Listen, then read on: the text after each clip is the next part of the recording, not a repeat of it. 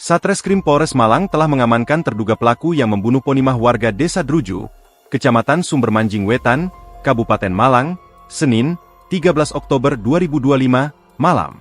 Pelaku tak lain merupakan suami siri korban. Polisi berhasil mengidentifikasi pelaku dari hasil olah TKP, keterangan saksi, serta rekaman CCTV.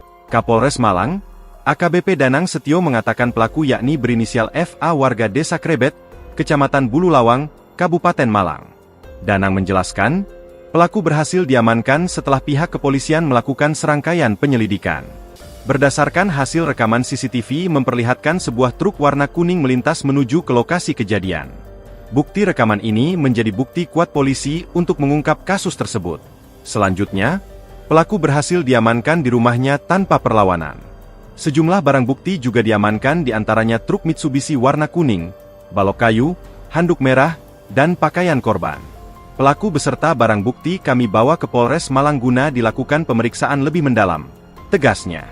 Secara terpisah, Kasatreskrim Polres Malang, AKP Muhammad Nur menambahkan berdasarkan hasil pemeriksaan awal, motif sementara pembunuhan diduga karena masalah pribadi antara pelaku dan korban.